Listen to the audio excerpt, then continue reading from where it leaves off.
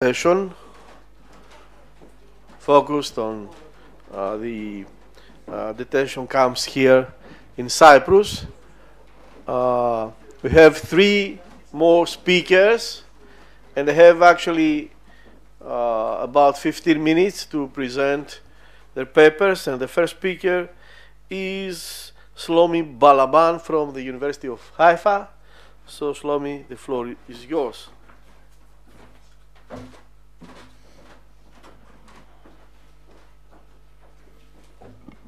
Okay, first of all, you hear me? Yeah? Okay, so first of all, let me just thank all the organizers, the organizing committee. Where's the thing? And also thank our chairperson, and just say that it is a special presentation for me, since three out of my four grandparents were detainees in the Cyprus internment camps. So, my presentation deals with the tribunals that operated 70 years ago in the Cyprus internment camps by political movements for a population that was mostly composed of Holocaust survivors.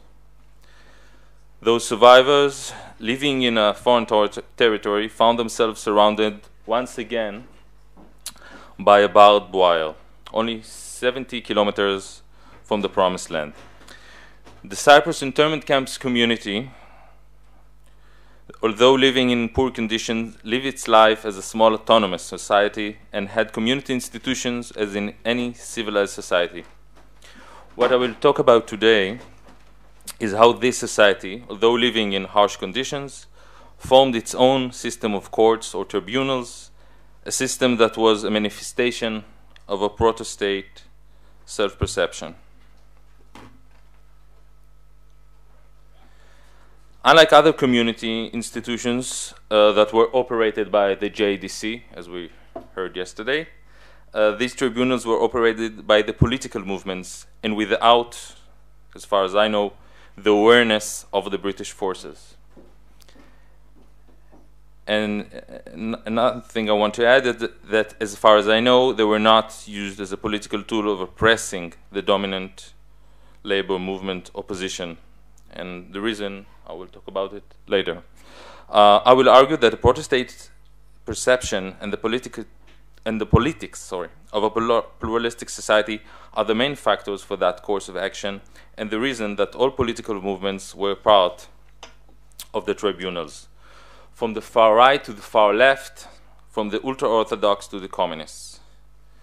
Fortunately for me, people talked so about the historic introduction, I can just skip it. And one detail I want to talk about, to mention, that 90% of the Ma'apilim that reached Cyprus as reached the Cyprus internment camps as part of political movements. They had a political affiliation of parties or movement that were already operating within the Jewish Yishuv. The population of the Cyprus internment camps was allowed a full autonomous community by the British government. Although the JDC was already recognized by the British as being in charge of the education, welfare, health and religion needs, the political leadership of the Ma'apilim led several initiatives in cooperation with the members of the Haganah, the paramilitary Jewish organization. These initiatives were unseen, as far as I know, by the British and took place while the JDC turned a blind eye. Here we see the line of defenders, Shurat HaMeginim, which, as we saw in your presentation, trained the Ma'apilim to be future fighters. The internal police force, which I'll talk about in a moment, and the political and the court system. The tribunal system was established by the Haganah, but in fact it was operated by the camp's secretariats. The members were representatives of the different political movements that operated within the camps. Okay, so let's talk about the establishment of the court system. Do you see well? I mean, can those of you that read Hebrew can read? Okay, there will be a close-up really soon. The existing literature, as we talked about earlier, lacks information regarding the identity of the founders of the tribunals, or when or why they were established. During my research, in the labor movement archives, which is important to say, in the labor movement archives, I discovered a document signed by the secretary of the Samo bloc, dated June 1st, 1947, indicating the beginning of the tribunal's operation in this bloc. The decision to organize the police force was made on June 10th, 1947. I found documents which indicate that on June 1947 trials were already conducted. Therefore, I estimate that the establishing of the police is directly related to the beginning of the tribunal's operation, especially due to the role of the police in executing verdicts. My research suggests the tribunals were founded by Haganah members and operated by the political movement.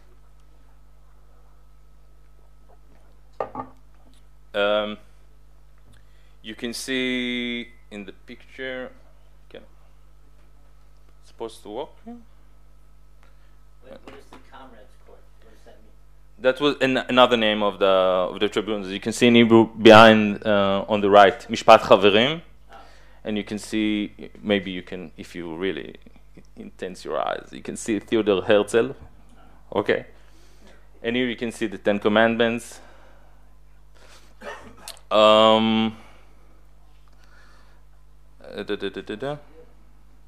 Yeah, of course, it makes sense. The socialist inflation makes sense.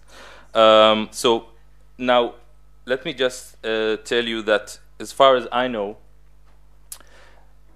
there were two statues, an earlier version and a later version, and both of them were drafted by jurists. According to Ephraim Gilan, who was the late Ephraim Gilan, was a commander in the Haganah and was in Cyprus, and Rina gave me his phone number, and I called him, and then we talked, because until that moment in time, I wasn't really sure that the tribunals existed, because I had documents and I talked to tens of Mapilim, and none of them were aware of that.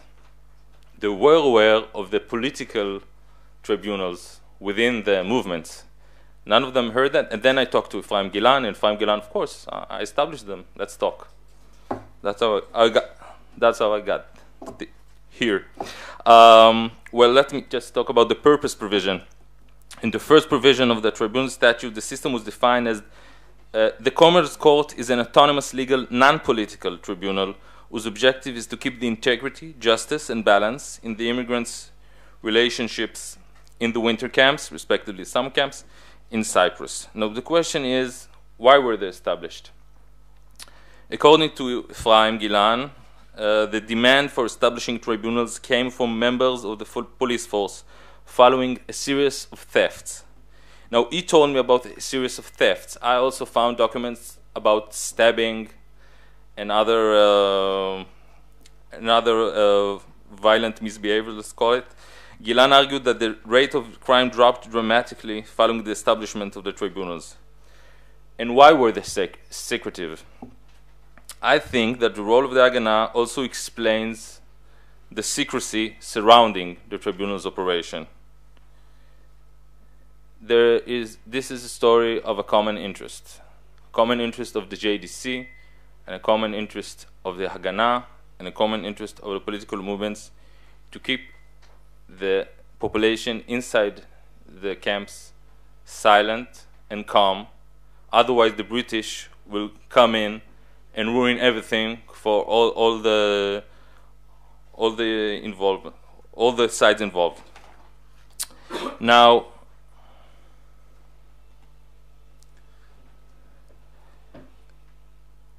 I was curious about the involvement of the JDC because Anat is not here. I talked with her yesterday about it. I didn't really find any documents in the JDC archive that deals with the tribunals.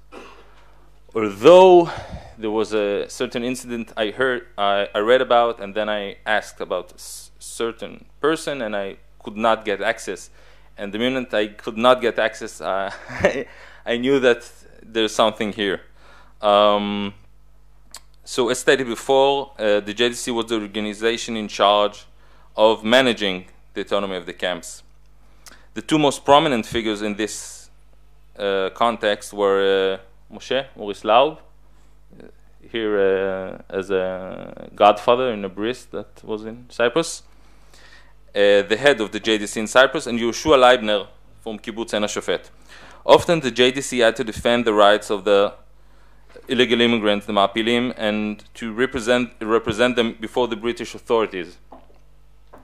While Laub acted as a quasi-foreign minister opposite to the British institutions, Leibner was more involved in the details concerning the secret activities within the camps. Laub, on the other hand, was blissfully ignorant, as Professor Emanuel Gutman, who was Laub's personal secretary, told me. Laub was blissfully ignorant, and it's also evident from his memoirs. It appears that he didn't see any wrong with that for two main reasons. The first reason is that he had great faith in Yehoshua Leibner. And the second, which Professor Gutman told me, Laub could not tell a lie. Well, whenever he had to tell a lie, he used to blush like a tomato. So it was more convenient to him not to know everything that is going on in the camps. However, during my research in the labor movement archives, I found a few clear indications that the JDC and Laub were aware of the existence of the tribunal. Firstly, the JDC was referred to in several verdicts. Secondly, there is a series of correspondence between Laub, the secretariats, and the tribunals concerning a power struggle within the camps. So I found evidence of 120 trials that were conducted in the winter block from June 1947 till March 1948. In addition, I found documents of 125 trials that were conducted in the summer block, starting in July 1947. The common cases in the tribunals dealt with thefts and defamation between the Ma'apilim.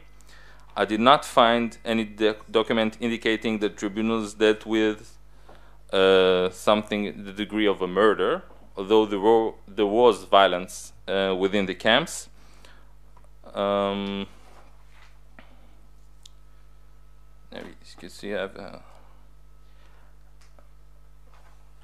on your left up there. I don't think it's really complicated, but you can see it. It's in Hebrew about Chaim Markovich. Yeah, Chaim Markovich. I'll tell you the story really quick. Chaim Markovich had a watch that was given to him by his father before the Second World War. And Chaim Markovich was, throughout this period, kept this watch. And then he was on Knesset Israel? Yeah. And and he was brought down by the British, and then he didn't find his watch. So he was sure that his watch fell down, something like that.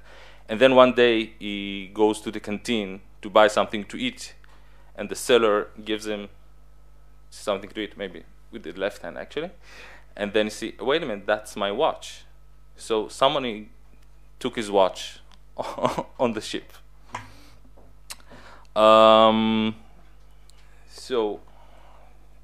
And they used, actually, for protocols, they used the notebooks that were given to him by the British. See?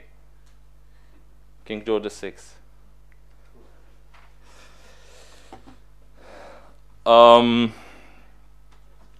The statute provisions of the tribunals teach us about the internment camp society and its institutions, as well as the manner of life and its daily routines. for example, the standing, who has the right to be heard by the tribunal. It was determined that the tribunal applied only to the Ma'apilim. It was defined as a non-political autonomous tribunal as opposed to the political tribunals operating by the political movements within the camp. The statute also existed in multiple languages, Hebrew, Yiddish, and German, which were the dominant languages in the camps. Want to address the movement and political affiliation. Okay. According to the statute, trial is forbidden under the age of 16, for this is the age where people are still under the authority of the movement and schools. Approximately 80% of the Ma'apilim were older than 18. In the different censuses conducted in the camp's population was divided to 8 movements and parties, which represented the political spectrum in the Jewish population in Mandatory Palestine at that time. Apart from the general Zionist, whose opinion was considered to be only advisory, each movement was represented by a judge in the tribunal. Out of 7 judges, a panel of 3 judges sat on the bench, and that bench changed in rotation every week, according to the statute. It seemed that the tribunals were a quasi-branch of the movements, aimed to maintain order in public order issues, rather than movement issues. The existing literature indicates that in spite of the political background, the judges did not take instructions from the Joint Secretariat, the JDC, or the political movements.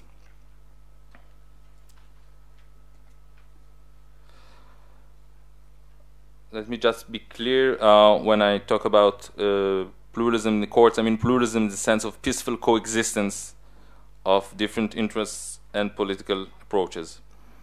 Well, as I just mentioned, each movement was represented in tribunals.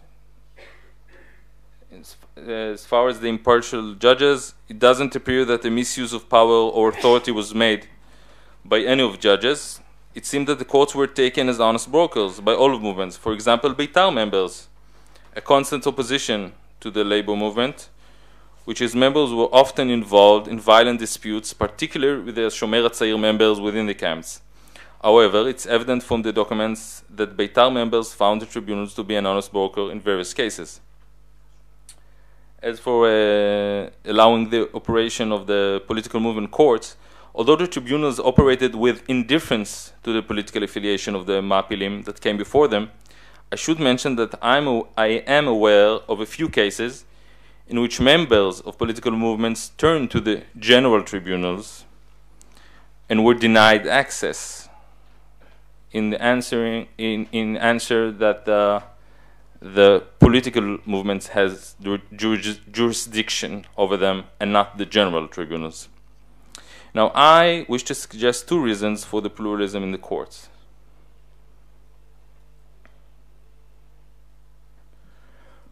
First is the protestate perception. The German camps community perceived itself as an extension of the soon-to-be established state and an actual mini-state.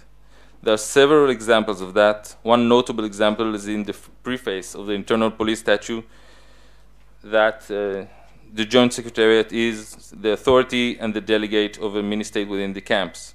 The police preface also dealt with the core principles of public life in the internment camps, which are common to liberal democratic states: rule of law, human rights, and so-called separation of powers. And above all, establishment of a temporary social institutions that will function until the immigration to Israel. Another explanation, that is the preface of the police statute. Deals with Code Napoleon and the history of liberal democracy, actually. Now, another possible explanation is strong labor movement alongside a weak Mapai. The labor movement was very strong within the camps and the Yishuv, with support of 2/3 of the population. Mapai was the hegemonic force within the labor movement and at the camps at all. Its active members were dominant in the political aspect of the illegal immigrants' life, the judicial aspect, and as leaders of the Haganah. It can be argued that Mapai personified the true significance of hegemonic power. However, it appears that it was not the case within the internment camps. Firstly, the existing writing showed that Mapai was subjected to inner struggles. An examination of the camp censuses can tell us that. Mapai, that was used to be the obvious leading party within the labor movement and the Zionist movement, had true competition within the camps, following the unification between HaShomer HaTzair and Achdut HaAvoda that became Mapam on January 1st, 1948. Mapai was actually second in power in Cyprus. Mapam were united and stronger than Mapai.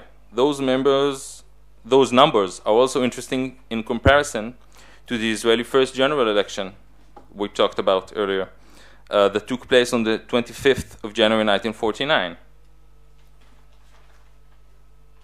As you can see, Mapai had 36% of the votes, while Mapam had 14.7%, opposite to the situation in Cyprus. I think that is the main political reason for the pluralism in the camps, due to relative weakness within the camps of Mapai. Mapai had to share its power with other movements. The internal summary.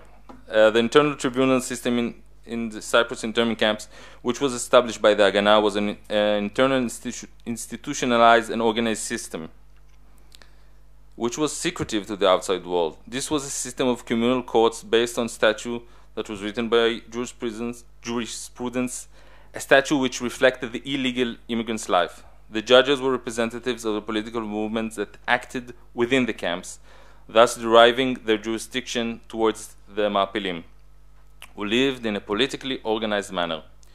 Due to the secrecy, the tribunals required the sponsorship of the JDC, which was in charge of the camp's management and ongoing functioning.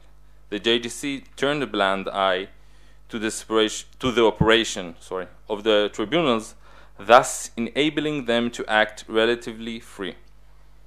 The aforementioned events demonstrate the protestate way in which the different institutions acted, aspiring to affect the camps and their population in a pluralistic, secretive manner. I wish to end with one last quote that is taken from the internal police statute. We hope that this will be the final chapter of our diaspora, and that in the future our laws will be formalized by our legislative committee in our independent state. Thank you. Okay,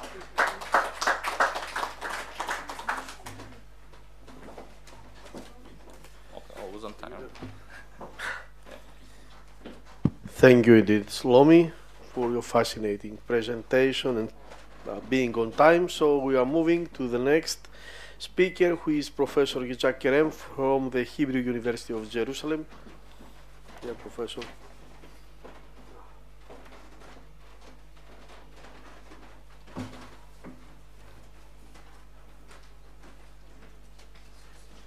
Can you, no, well, you can put the light on, but the,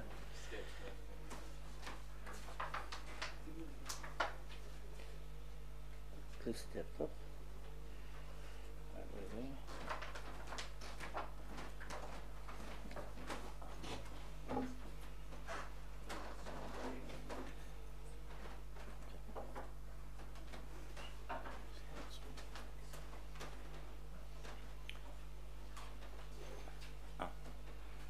Okay, Doxy. The Henrietta sold boat, the pantheon of Greek Jewry in the Holocaust, consisting of leftist-leaning partisans and Olaseyam Central Committee member Lazaro Cesaria, Sephardic Judeo-Spanish-speaking Auschwitz survivors, and including Sonderkommando workers, people who revolted even in the Warsaw Ghetto and were Auschwitz prisoners in Warsaw, experiment victims, and etc., etc. Buna, Auschwitz III boxing champion Shako Razon, and some 28 babies and 188 children, as well as maybe about 150 Hungarian Jews, fought the British in Haifa Bay for 24 hours and took 12 British sailors prisoner on 12 August 1946, before surrendering under the threat of gassing together with the illegal immigrants on the Yagur boat. They were the first two groups to arrive in the Cyprus Jewish refugee camps. The Greek Jews were allowed to make Aliyah to Eretz Yisrael in December 1946.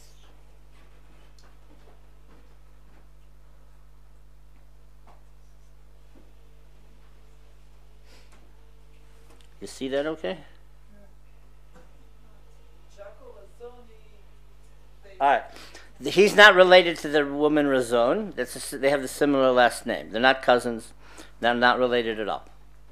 Jacques Razon was the middleweight boxing champion of Greece. He was also the goalie, I forgot for which professional soccer team in Thessaloniki, in the late 30s, and he was a personality. He grew up in the Maccabi movement, and because he knew how to box in Auschwitz, he was in charge of coordinating boxing, which happened in Auschwitz III, Buna. Every 2 weeks for a half a day, the prisoners received a time off, and they had a box for the entertainment of the Germans. So he, as a boxer, was able to work in the kitchen, and every day he smuggled out 25 liters of soup, so he would give it out to whoever he would know, and they would get an extra portion. So he was like a hero. So he trained in Auschwitz a young boy named Solomon Aruch, who in the end betrayed him in Israel, and Solomon Aruch stole his story, and there was a movie made in Hollywood called Triumph of the Spirit. I was the expert witness in Israel. In the end, we won, but then in Los Angeles, the lawyers maneuvered us. But Solomon had to pay Jaco $120,000 in the end. But what happened is, in the history, they've forgotten about Jaco Razon. If you look in Google for Jaco Razon, you'll see all the pictures of Solomon. Solomon, he sort of looks like Jaco, and he took his whole identity. So here's some things on Jaco Razon. I had a clip about Jaco Razon in a film I made about a Solana kid in Israel named David Ben-Venisti. But when the British stopped the boat, essentially what happened was they surrounded the boat with two boats. One was called the Ajax, which was a British destroyer, which was active against German boats and submarines in the Atlantic in World War II, and another boat on the side, and they tried to ram the boat. So obviously the immigrants and the commanders wouldn't surrender, so Jaco jumped into the water, and he pulled out the anchor. And then they started fighting. So Lazarus Azaria was on the Central Committee of Elas Hayam. He started agricultural cooperatives during the war in the Thessaly region, and he formed a cooperative called ITA. Lazarus Azaria was from the town of Veria, and afterward he settled in Haifa, but unfortunately he died in a car crash in 1970, and he was the manager of Tenuva, the national cooperative dairy in Israel. But so I know some distant relative of his, but so Lazarus Azaria was never part of the narrative because researchers didn't know him. So in the battle lasted at least 6 hours actively, and the Jews took 12 British sailors prisoner, and then at night everything stopped, and the next morning the British said, okay, we're going to gas the boat if you don't give in. So the Jews decided to give in. There was a doctor named Dr. Azrati from Athens who had hidden during the war, and he said we can't because if they gas the boat, then the babies are going to die. There were 28 babies and 180 children from the ages of 12 to 14 or 16. And so, but it was a heroic thing. But it showed the fighting spirit of all these survivors. The problem is then they were sent to Cyprus. They were the first group. They went to the summer camp, the Karoleos, and they were there only till December 1946. So even in all the interviews, you hardly, by the time you get to Cyprus, you've exhausted the interview. And then there's more afterward because they came to Israel, they fought. A lot of these people were what's called the this brigade which broke the blockade on Jerusalem via the Burma Road. So the Cyprus element isn't the dominant element. There are a lot of issues here because these people left Greece. They didn't want to stay in Greece. They wanted to go to Palestine. There were others who, after the DP camps, wanted to stay in Europe. America is a later story. So those who went to Greece and stayed in Greece had to be in the Civil War for 3 years. So after that, in 1951, America said the Greek Jews don't have to be on the general Greek quota, so you can come to America on a special quota for Greek Jews. So that's when they came. So you had 3 different groups, but these Jews who were on these boats, they wanted to go to Palestine. Now, they weren't exactly leftist socialists. Most of them were general Zionists or revisionists.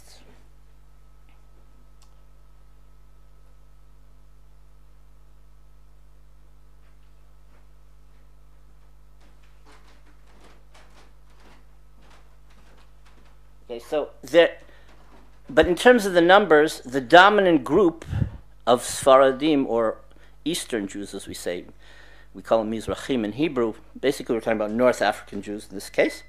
They're from Algeria and Morocco, and they wanted to come to the Holy Land. This is the time to come. At this point, they weren't forced out of Morocco, okay, but they wanted to come, and they had to come overland. And I'm not going to tell the whole stories of the boats and what happened, but you'll see a little here.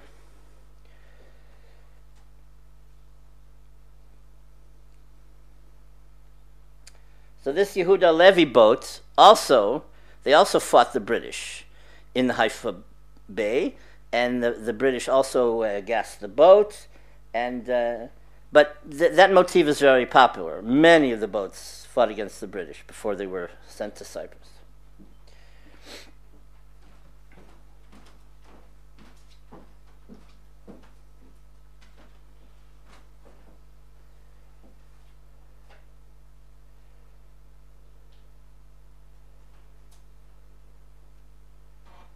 Now, there was tension between these Moroccan Jews and the other Ashkenazim. Each group didn't understand each other. You can't say that, in general, the North African Jews weren't westernized. They were westernized by French education, the Alliance Israélite Universelle. But a lot of these Jews came from the Atlas Mountains and other rural areas, and they just didn't understand. They were into bartering, they were into wheeling and dealing in different ways than Holocaust and Auschwitz survivors. So they didn't get along, and there was a lot of yelling and cursing. I don't know if anyone was ever brought to a tribunal of these people. You can tell me afterward. And then this is a different boat, Shivat Zion, which has a different history.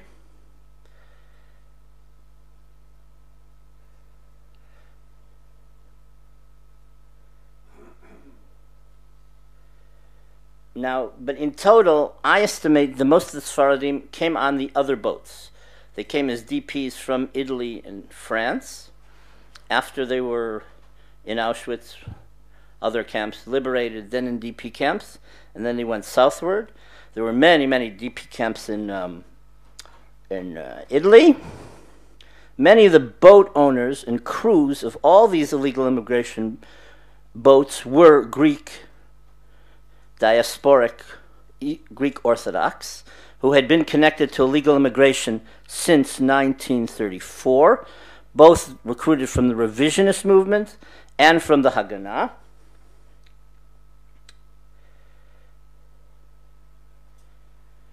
In 1947, there was a boat called the Rafiach of Jews from Yugoslavia. A good part of them were Sfaradim, others were Ashkenazim and immigrants from refugees from other places. But those also were owned by Greek diasporic shippers.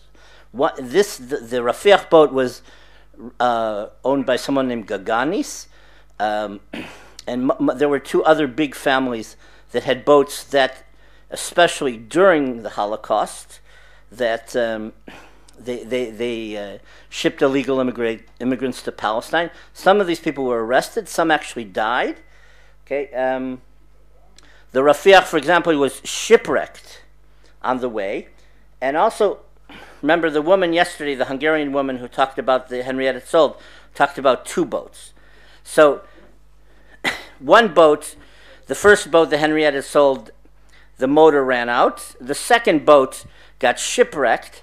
They had to wait on the island of Cyrene for like 10 days till they could be, an alternative boat could come. And remember, all this is illegal, okay? So they're doing this behind the eyes of the British, but these people wanted to go to Palestine, and they really couldn't, stay in Europe. You had like things like the Kelsey blood libel and other events.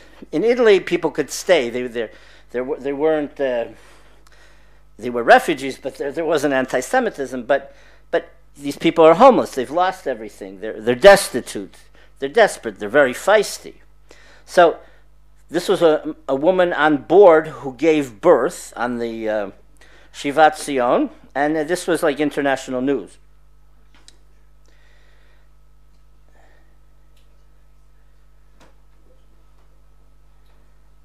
So amongst the survivors and the babies born, everybody remembers their camps. I haven't researched this that much, but for them, all the different camps is a whole is a whole issue. Yesterday, also, they talked about Rabbi Uziel, the Sephardic chief rabbi, coming to visit the camps. This is a copy of a hygiene report. It wasn't terrible, it wasn't the best, but from the archives, you've got a lot of different angles of how to analyze all this. This boat wasn't caught from leaving North Africa, and it made it to Palestine. So they don't have the Cyprus story.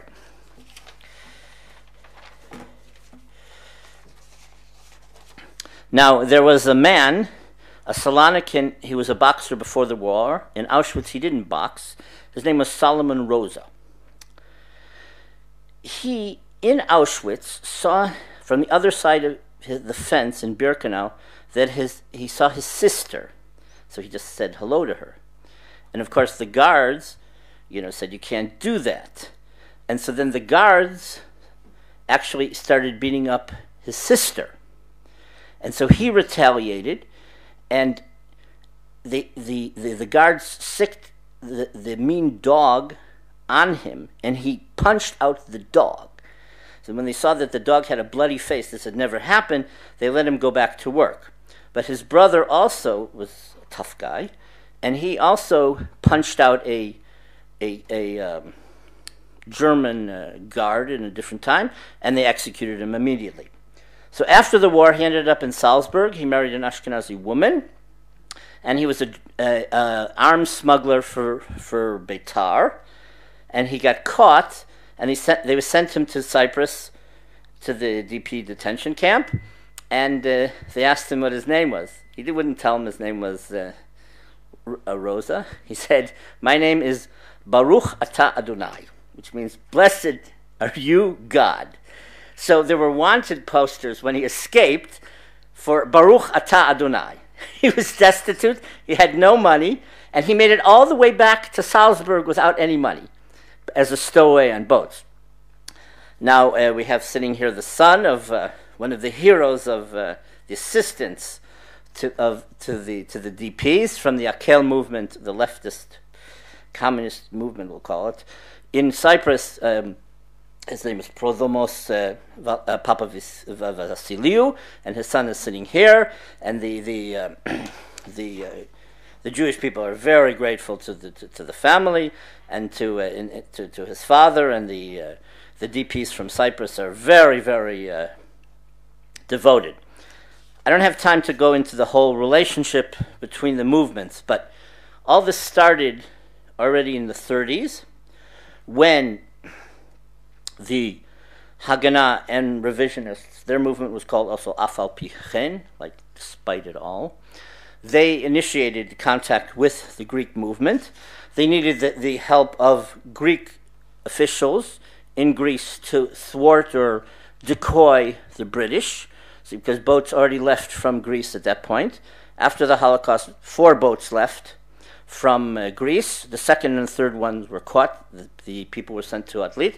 And the fourth one, they were put in, they were sent to Cyprus, as I told you about the Henriette. It's sold. So during the Holocaust, the Haganah in Elas Hayam, the leftist partisan movement, which was the dominant partisan movement in Greece, they had an alliance. So Jews on fishing boats would be recruited sometimes from Elas Hayam, but they had their cooperation, and it was a complicated story. If you know, they had to get from Athens to Marathonos. From Marathonos, they had to cross the bay to Evia. The women, old women, children, people had to be silent. Overnight, they had to cross the entire Evia Peninsula, which if you've ever seen it, you can't believe that people did this. Okay? And they got to the eastern part of Evia, to a place called Zakaios. And there they might have waited 2 weeks or a month for a boat, together with Greeks who weren't allowed to leave, who left to go to Turkey or the Middle East, or Greeks and some Jews going to the various armies in the Middle East to fight, to get organized to fight against the Nazis later.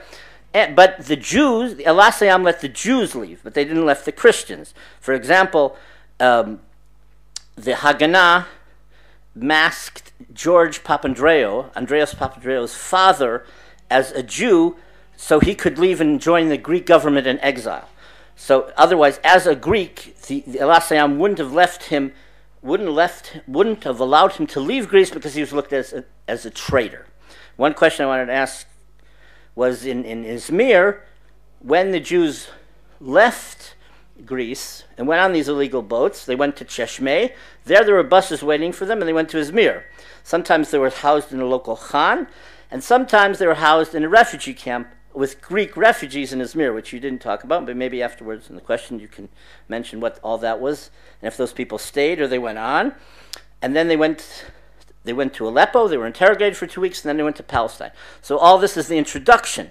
So Akel has, later on, in 46, has the same parallel union with the Haganah. And now, so what happens? All these boats come, but the skippers, the crew, the Haganah people, they have to continue. What are they going to do? They're going to sit there in Cyprus for a year and not be a part of the movement? So they have to get out. So that's the whole thing. So they dug tunnels.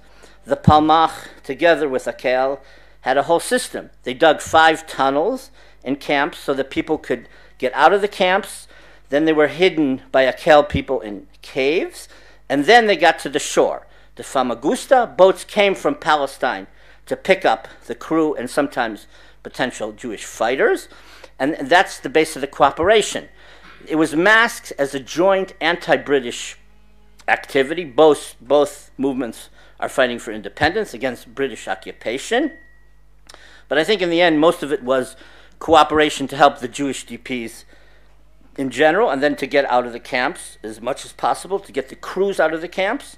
And again, so the idea was there weren't so many fighters in the Haganah and the other movements in Palestine against the Arabs, so they had to get out more people. And so there's pressure. The British sort of know this, but it's like, it's not, you have to analyze all these things as if there is a whole organization, and there's bureaucracy, and armies just don't move like that. So even though someone at the top or in intelligence knows these things, on the ground, they really can't react. And then Akel and the Jews are outsmarting the British. Now, the revisionists also had their own system of codes and smuggling people out of the camp. I don't know about the boat movements, how that's connected, but you have all these things going on. It's not just a bunch of refugees. The refugees itself didn't exactly understand what the whole apparatus is. And yesterday someone asked about how the Greek Jews interpreted being in Cyprus. I mean, they didn't really want to be in Cyprus. For younger people who were more integrated in Greece from Salonika, they had a positive attitude. More older people who died in the Holocaust, they didn't take to Greece very well, okay? They remembered anti-Semitism, they remembered the hostility of the Asia Minor refugees. Younger people could relate to it, And also, younger people served in the Greek army. They fought in Albania with the Greek army very valiantly against the Italians at the beginning of the war. So this is all part of the background. I'll just continue a little. The Haganah and the illegal immigration movement led by Yehuda Drexler, Palmach delegation commander in Cyprus, met in Larnaca with leaders of the Greek leftist party Akel and communist leader Papa Vasili to coordinate collaboration of the Haganah and the Akel against the British. Drexler requested help with intelligence, assistance in acquiring arms, and smuggling Jews in boats of local fishermen. Akel wanted instruction and professional help in building an underground. The Palmach people built tunnels in the camps and organized escape routes outside the DP camps to get to the sea. Akel members in the caves arrested illegal immigration boat staff and commanders and helped them get to the coast to meet their boat connections to Eretz Israel. After the British increased immigration quotas for the Cyprus Jewish DPs, the Palmach smuggled out potential Jewish fighters and transported them to boats arriving to transport them to Eretz Israel. At one time, I already mentioned this already, there were 5 tunnels to get personnel and immigrants out of the camps. After people escaped from the tunnels, Greek cab drivers took them to Famagusta, to the port. From there, they were put on boats with false identification cards as hidden passengers. Beitar, the rightist revisionist Zionist movement, had a method to forge documents in order to enable Jews to get out of the camps and reach Eretz Israel. In May 1948, after the establishment of the State of Israel, the British forbid Jewish men of draft age to immigrate to Eretz Israel. The Mossad helped their Cypriot network get what the Jewish fighters called Shurot HaMeginim together to smuggle out these people from the island by allocating money, forming a communication network, and providing the fishing boat Narkis. Aside from Yitzhak Karklinsky and Yeshayahu Barot, who was an emissary of the Mossad, who together coordinated this operation in Famagusta, 15 local Greeks were hired for pay and cooperated with smuggling out potential Israeli fighters to fight against the Arabs in the War of Independence. Some of the Greeks served as bus and taxi drivers who would transport the Jews from meeting points to 6 different collection places and 5 alternative exit points. Other Greek Cypriots functioned as messengers, informers, shelter providers, and route guides. The Sfaradim comprised a much bigger group of DPs in Cyprus than previously recognized. The Jews on the Henrietta Szold boat were a relatively short time in the camps. There are hardly traces that they worked, but we know of some births. The Jews from North Africa encountered friction and misunderstanding from the Ashkenazi Holocaust survivors and illegal immigrants. They worked and prayed together with the other Jews in the Cyprus camps.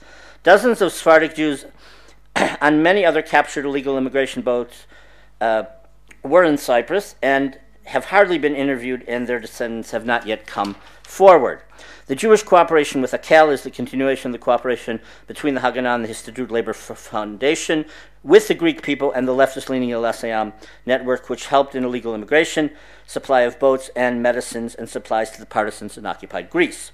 The Palmach Haganah Akel alliance was anti-British in theory, but more one of assistance in helping illegal immigrants and boat staff escape the camps in Cyprus to get to Eretz Israel.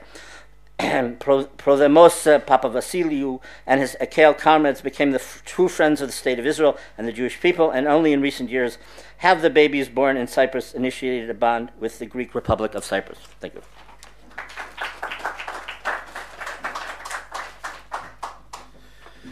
Thank you, Didi Jack. So we are passing to the last speaker of this session, Vasilikis Elioti, who was unable, unfortunately, she was unable to come, but her presentation is going to be read by Evangelia Mathopoulou. Please, Evangelia.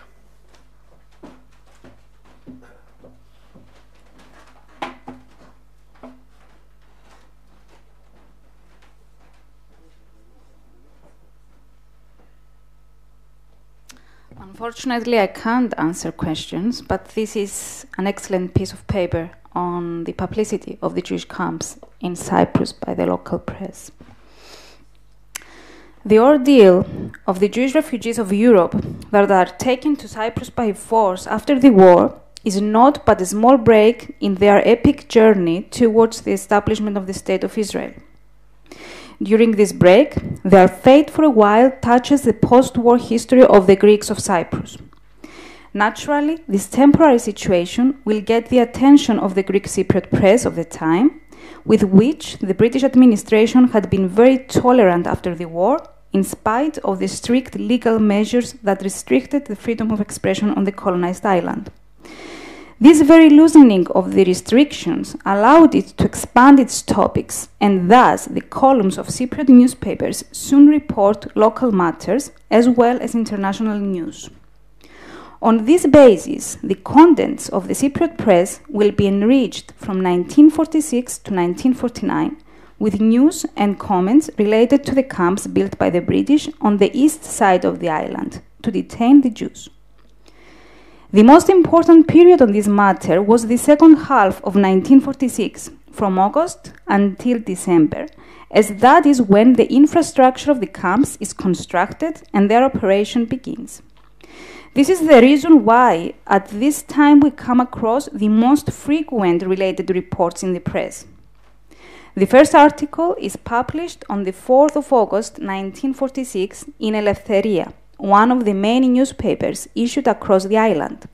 It is entitled, "The Wandering Jewish Illegal Immigrants."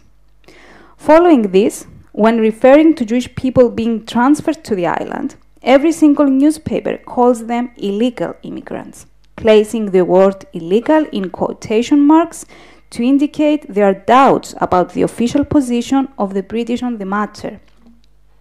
On other occasions, they refer to them as refugees or detainees. The content of the articles moves in two directions.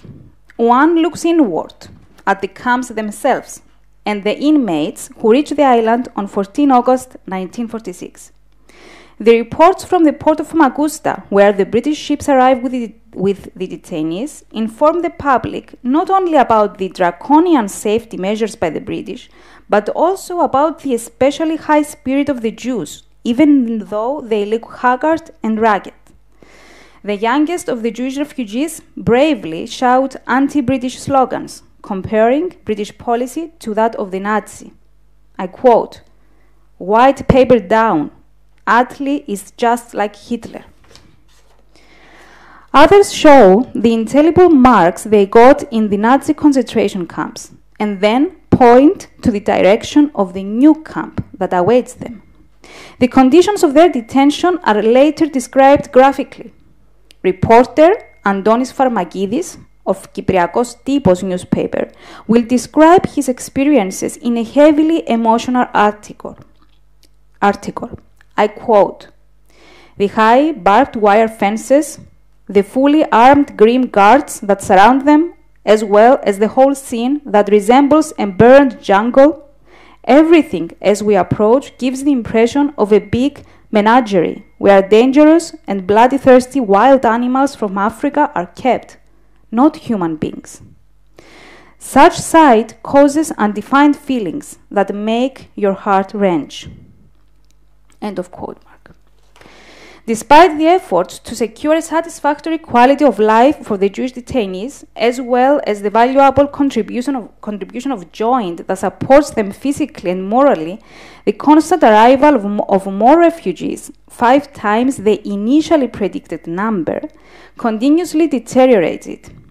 The horrific living conditions are made even worse by the unbearable lack of water, the British authoritarianism, and the disappointment of the Jewish refugees. All this soon causes outbursts that very often grow to the level of rebellion with bloody consequences. There are also occasional incidents with women, according to the press, being especially combative, as well as hunger strikes and escape attempts by young prisoners. According to Eleftheria, a total of 1,809 Jews have escaped from camps in the 2.5 years of their operation, fleeing to Palestine. However, during their detention in the camps, the refugees will take full advantage of their time. They occupy themselves with educational activities that strengthen their Jewish identity and restore its continuity, which was interrupted by the diaspora. They also organize sporting and artistic activities. A Sperini newspaper describes the atmosphere at a football match between Jewish detainees and British detainers. I quote, "The Jewish team defeated the team of British guards of the camp with a score of 4-1. The enthusiasm at the end of the game was enormous. The victory of the Jewish team was seen as a symbol of their power over their detainers." Among the first refugees that are taken to Cyprus, there are many Greek Jews. The Cypriot press detects them immediately, approaches them, and reports to the public that some of them had fought on the Albanian front. Even though they are proud of their Greek origin, they also remain fanatically devoted to the vision of the establishment of the State of Israel, stating to the reports that, I quote, "As Greeks in origin, they have high morale, with the German concentration camps, which the German concentration camps did not manage to bend, but they will continue fighting at any cost for their return to Palestine." The camp accommodation in Karaolos and Xylotimbu was built by British soldiers and Cypriot workers. The thoughtless suggestion to the Jewish refugees themselves to help build the accommodation immediately gets, as reported in Eleftheria, the silencing response that they have built enough camps all around Europe and they do not wish to build another. The work will instead be completed by German prisoners of war who are taken to the island to accomplish, in an ironic twist of history, the same mission once more: to construct new concentration camps for the newly liberated Jews, only this time in the name of British interests. When interviewed by reporters, the German prisoners of war expressed that they live in conditions similar to those of the Jews, and that they above all wish to return to their home in Germany. The reaction of the Jewish detainees to their presence is not surprising. Cohen, the president of the Jewish committee of the camp, states to the reporters that the detainees maintain extremely bitter memories from the Germans, and warns that if the two groups meet, there will be extremely unfortunate incidents. Indeed, a short while later, a stone-throwing fight breaks out. The Greek Cypriot reporters do not limit themselves only to giving as much information as possible about everything related to the operation of the camps. They also turn their attention to what takes place outside the camps in the Cypriot society. They document its reactions after its initial shock and contribute to the formation of the Greek Cypriot society's opinion on the camps. Finally, the newspapers outline the geopolitical scene that has led to the construction of the camps, as well as their shutdown, and even offer suggestions on the Jewish problem.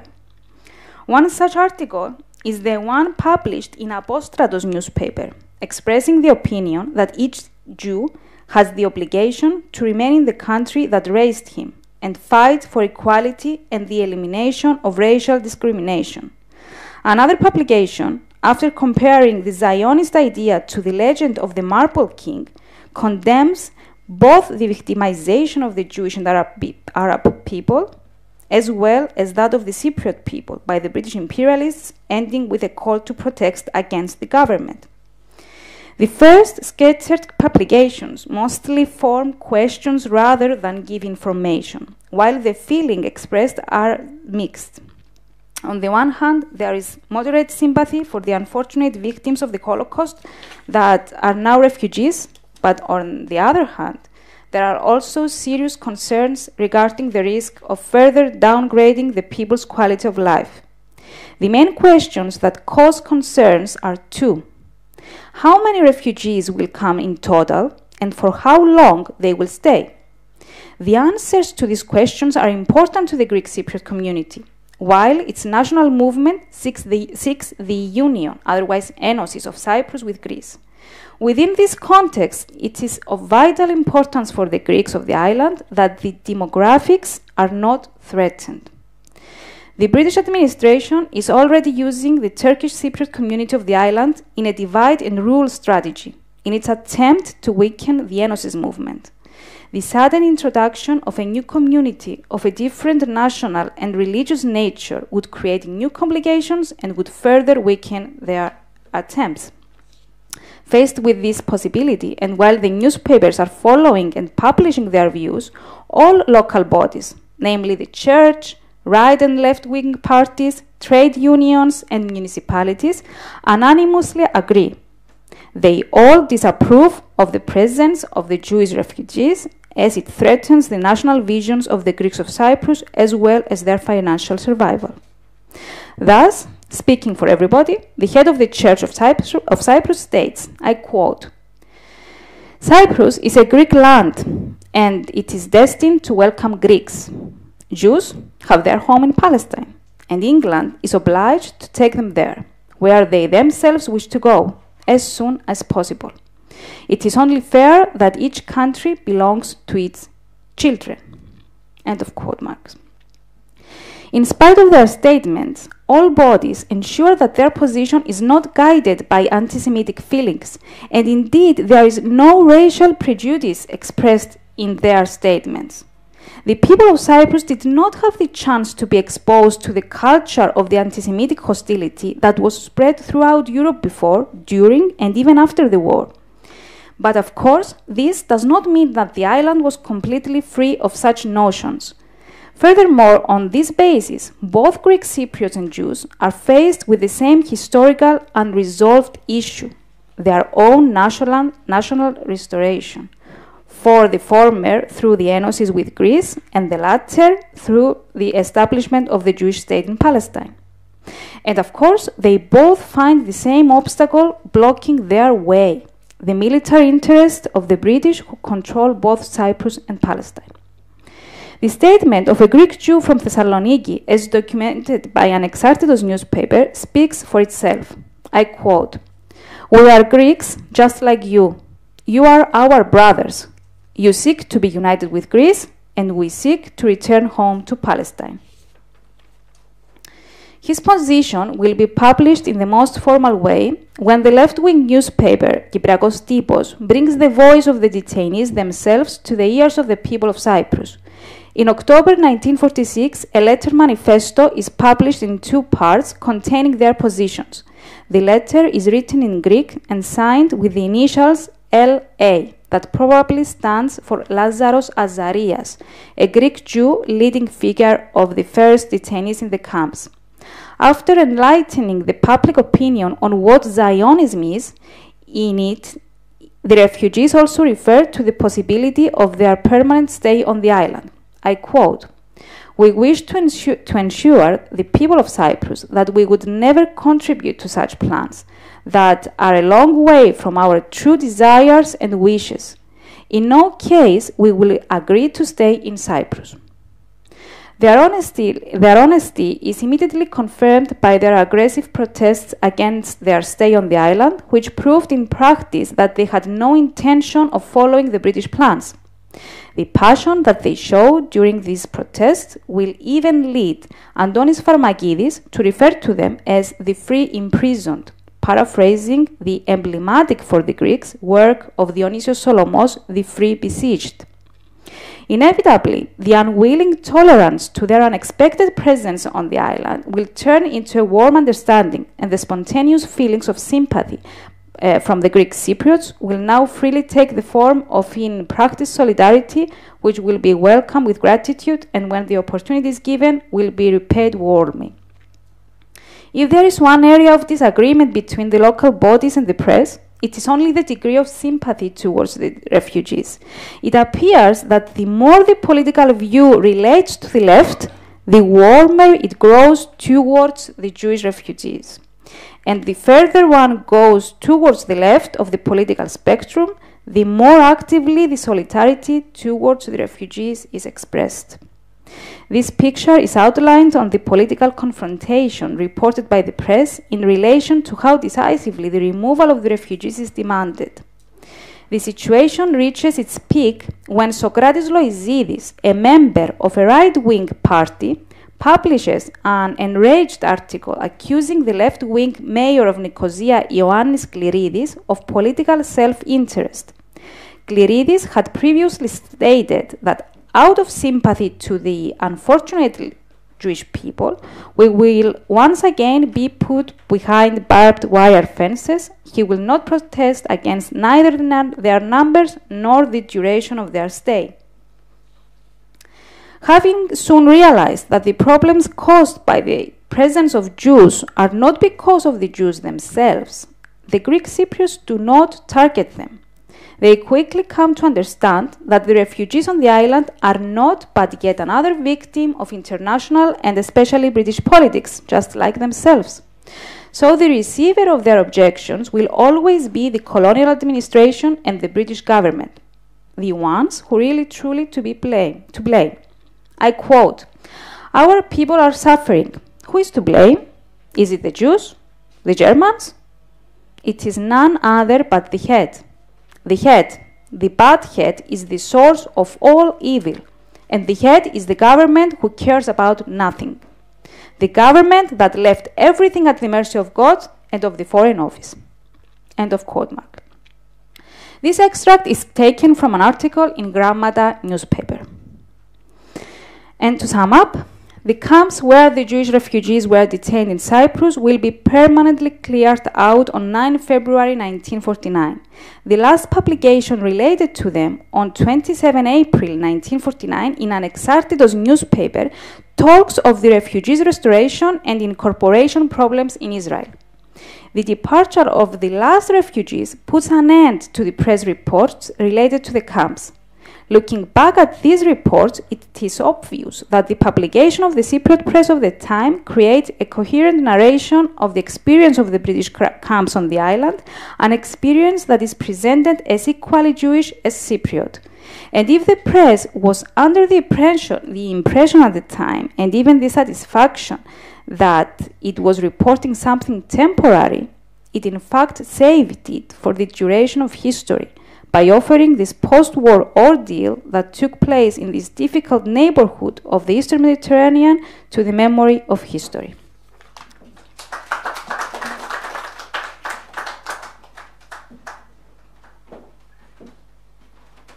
I've been asked to stand in for the chair, who has had to leave for another commitment. I'll speak back later, but in the meantime, I'm actively chairing.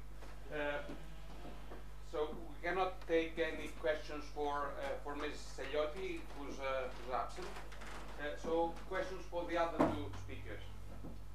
Yes, Yorgos. Totally off-topic question for Professor Keren. There was a Jewish family in Beria, Azaria. Migrated to Palestine at this time. Do you know if they're related? And because their parents were murdered brutally in Veria in the 60s, and that's a very sad story in this local history. I don't know specifically, but Laura and Michelle are two names, by the way. they're from Veria. The rabbi after the Holocaust in Salonika was Azaria. So they're probably related. There was a Mordechai family of 6 that actually survived in Veria, in the center of the city, in an apartment on a porch overlooking the mosque, okay? And they changed their name to Moore. Okay? But, you know, all those people are, like there's the Mordechai family in Chicago. They're all related. Mordechai, Azaria, Modiano, et cetera, but specifically, afterward we can talk about it, but I don't know.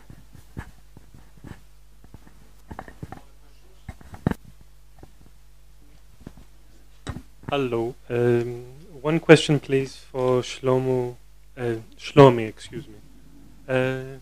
I'm interested in what law the courts applied in the Cyprus and how that relates to the studies and to the background of the judges. For example, did they apply Anglo-American law, common law system? Did they apply the civil law system of the continental Europe? And were the judges from German universities? That's where I'm going. Okay, good intuition. Well, most of the judges, as far as I know, studied in European universities. There was many of them came from Romania. Yeah. the thing is that one of the things we try to find out together with Rina, and hopefully we can do it in the future also with Anat, is to find out more about the judges, because we really don't know a lot about their background, where they came from, and what happened to them later, which is not, I mean, it's really interesting what happened to them later. We tried to trace them, and we didn't find names.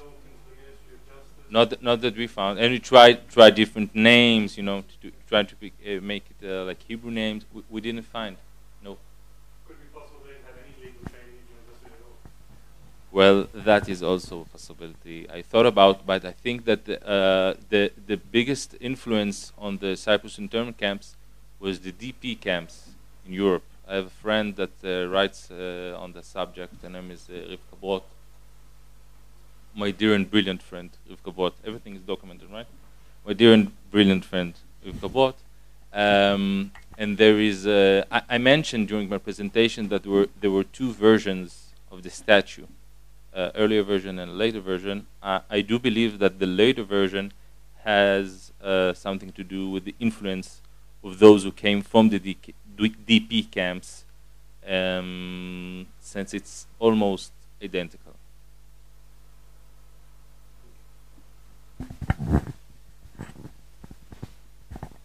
I've also got a question for Shlomo. Thank you so much. That was a really, really fascinating paper. My question was sort of half asked already, but I was wondering if you could perhaps comment a bit on the process of when people were hauled up in front of one of these committees, what was the sort of protocol, and also whether, just as a point of clarification, just for my own knowledge, the sort of judicial system that they established in the camp, was that also connected, did it relate to the camp committees, as in the members who were representatives within each of the camps, who would then also coordinate with the JDC, with the British, in terms of sort of maintenance and sort of the goings-on within each camp? So, first of all, there was a protocol, how things are done. If you were indicted, you were entitled to an attorney from the committee itself. So there was a prosecutor, there was a defendant, and it worked like it works in trials. Although we're talking here about like 1 or 2 meetings of the panel. We're not talking about like really long trials here. Also, as goes with evidence and so on, everything was mostly a hearsay. I mean, we're talking here mostly about defamations. Thefts was also probably a little bit probably hard to convince in court, unless you're Sami Malkovich and you have a stolen watch. What was the second question? About the okay. The camp so committee. I know I found a few documents that say quite clearly that once you were submitted to the judicial committee and you became a judge, you had to leave all your other political affiliations. Just on a quick note, you said about finding the judges, and you were working with.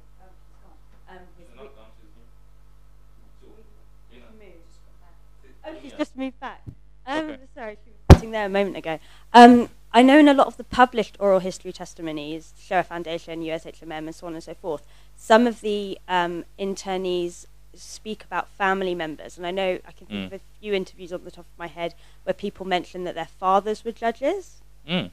So it might be a line of inquiry for you. Okay, we'll talk about it later. Okay. Excellent, thank you.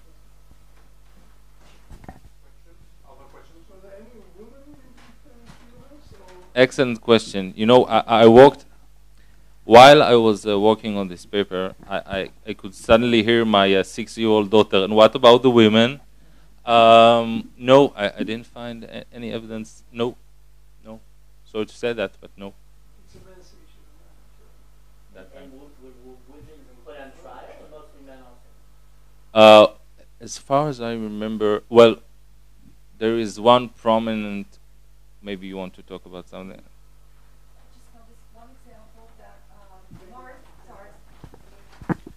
That Morris Law talks about the Romanians who came on the pan ships. Mention it. And yeah, I mention did, something but else. I just know it from Morris Law that they set up brothels in the camp, and that after that there were trials, and I suppose some of the women must have been tried. But that's all I know. Okay, I'm glad that you said that and not me.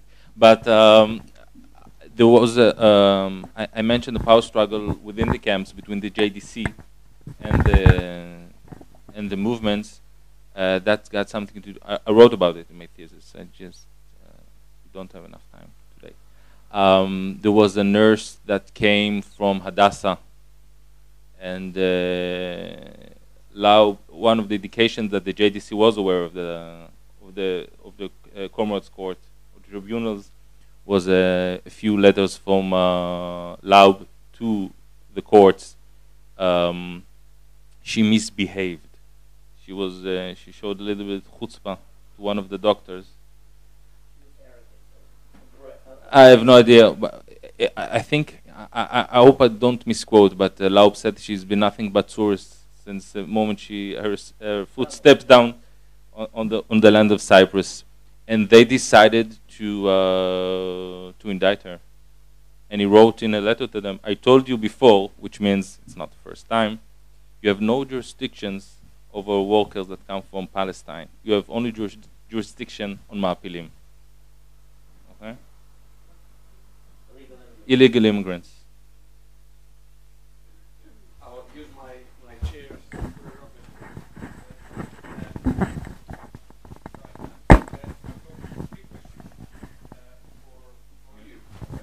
One is I probably missed something, but I just want to clarify. You said that the JDC turned the blind eye on the courts. Why should it turn a blind eye? That's one thing. What was the main influence in the formation of the court system? For example, we know that prisoners of war had their own internal courts. Would this have formed, or would the rabbinical courts have been a closer influence? And the last question, probably the answer is easy. You showed us a slide where the court was called Comrades Court. Yeah. Now, Comrades is a heavily loaded word, ideologically. Yeah. Would this direction have been accidental or not? Okay, so as I showed, thank you for the question. Most of the Ma'apilim came from the labor movement, which had strong socialist influences. Mishpat Chaverim, Comrades Court, was also after the independence of Israel was also even in companies within Israel, like one of our bus companies, cooperative. Right. Okay. And the first and second are related. The fact that they were secretive got something to do is largely due to the fact that they were established by the Haganah. It was an interest of the Haganah first and foremost, because you can see it in the DP camps that the courts, the communal courts or whatever, they were not secretive. So once you take, for example, that kind of institution and put it in Cyprus, where you have the Haganah, which you didn't have in the DP camps, and when you are in close to the British, close to Israel, with a lot of political tension between the Haganah and the British. That's the reason it was secretive. Now, the JDC, I think, well, Laub didn't want anything to do with it from the reasons I've mentioned. Didn't want the whole operation to be ruined. Really, an attempt to stay neutral rather than to turn the blind eye, not favor anybody else, any political movement. from that viewpoint, yeah. For that, I think that is a reasonable explanation. Yeah, certainly. Yeah. Sorry, I can't remember who mentioned about the German prisoners of war building the camps.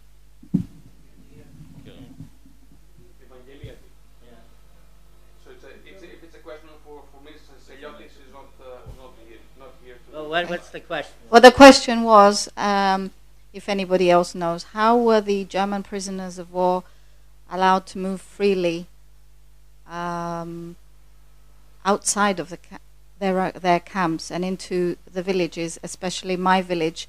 So I've got interviews of people from my village saying that they used to come into the village and they drank wine and did wrestling between the locals, played soccer, so they were obviously allowed to move freely.